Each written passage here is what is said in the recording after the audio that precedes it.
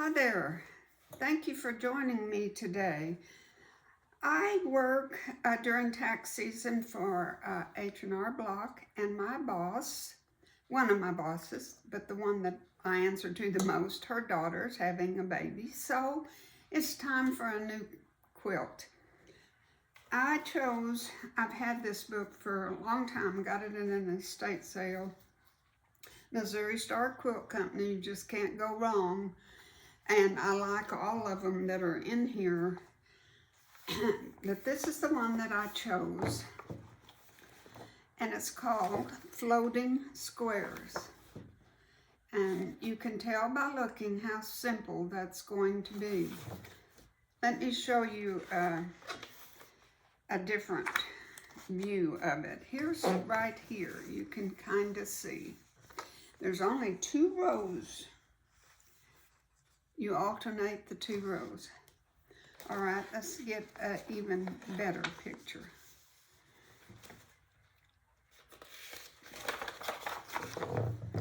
Right there. This shows you there's only 2 rows, 6 down and 5 across.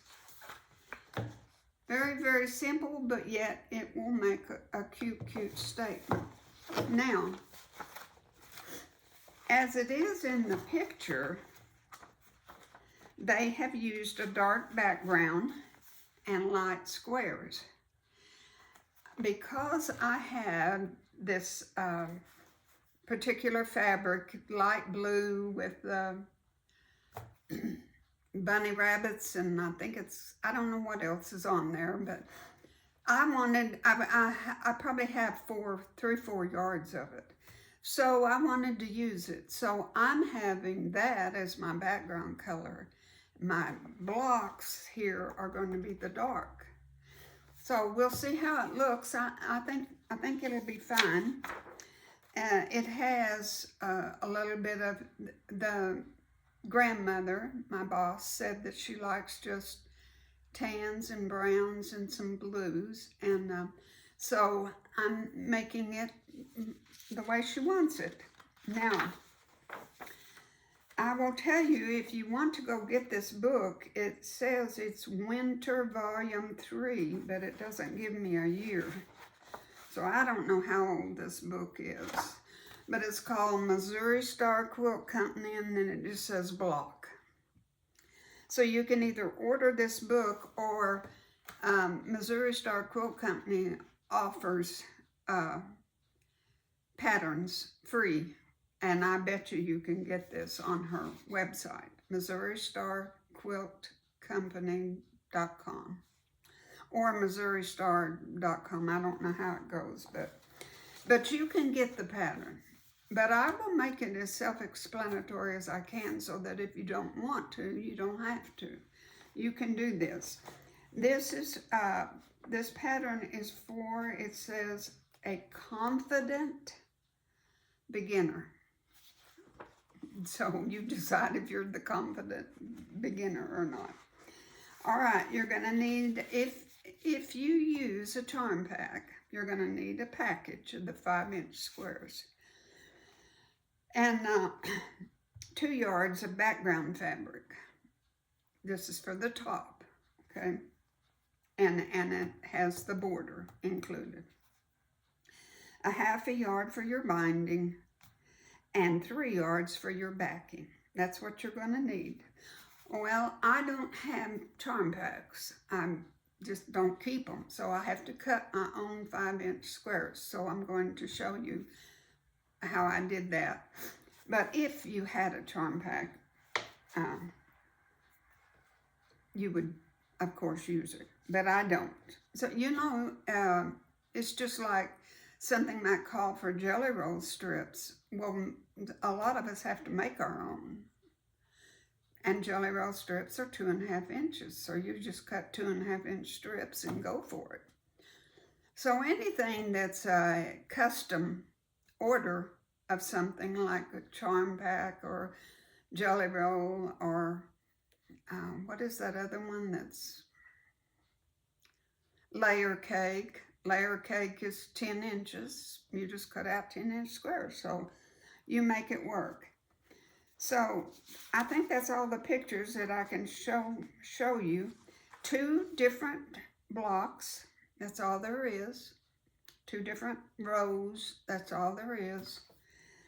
And when I say 2 different blocks, it's just the solid 5-inch squares, and then you make this block, this one right here, and then just alternate. And I picked out 6 different colors of the darks that I'm going to use. And I bought these browns at an estate sale. I don't know, of my faithful viewers that watch all the time, it's where I got it at this estate sale, and I had to buy the whole bag. Well, it's everything you need for this 98 by 98 quilt. And the browns were all in there. And I thought, you know, most likely I'm never going to make that quilt. So I'll just I've got the opportunity and I need it now. So I'm going to use those browns. All right. I think that's enough information if you want to get it ahead of time. This is, I didn't tell you the size. It's going to make a 45.5 by 54.5. That's a good lap quilt if you would like to make it for that. And I'm making it for a baby quilt. So you can do either one, okay? All right, in the next segment, in just a minute, we're gonna start the cutting. And you know, cutting is usually 2 steps. You cut so many strips and so many of this and that, and then subcut. And that's what we're gonna do today.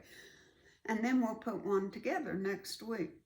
This baby's not due until June, but since I go to work in January, I need all the time I can get, so I thought I'd just get started on it, okay? Alrighty, let's get started with the cutting. Alright guys, here is my beginning of cutting. Now, remember, this is using a charm pack, and I don't have one. So I have all of my browns here. These are going to be what we call my 5-inch squares. I chose the 6 colors, and I want 5 of each.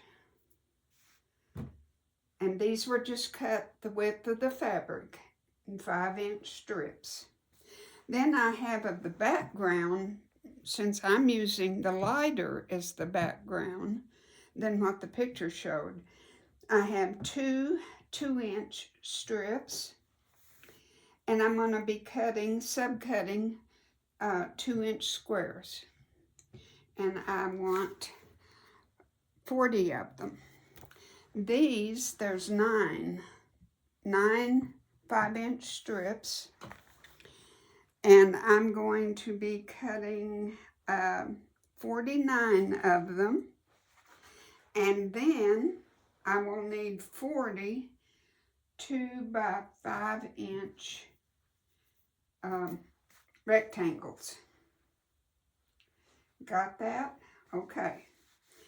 Now, if you had a charm pack, you would set aside 30 of them for what I am doing right here, doing the 5-inch and getting 5 of each color. But if you had the charm pack, you would just set aside 30 of them. And then take 5 more squares, so you're going to need a total of 35 out of the pack. You know, I think there's 48 in a pack, but I wouldn't swear to it. So you're going to have 30, and then you're going to have 5 squares that you're going to cut down to 4-inch squares. And then you're going to cut them in half and have 2-inch squares. And you just need your 5 squares cut that way. So you're going to have 10 altogether. Okay? All right, let's go over it one more time. For my 30 squares, I have 5-inch strips, 6 different fabrics, and I'm going to get 5 of each. On my background colors, I have 2 2-inch strips width of the fabric. This is cut on the width of the fabric. 9 5-inch strips, background color, and I'm going to get 49 out of here, and also 40 2-inch by 5-inch rectangles. Okay, and then that's all there is to it. Of course, you need a backing and your binding. Now, visualize, if you will, reversing this from what the picture showed. The picture showed the dark as the background, and this is your lighter blocks. So mine is the reverse. I think it will work out just great. I think it'll be fine.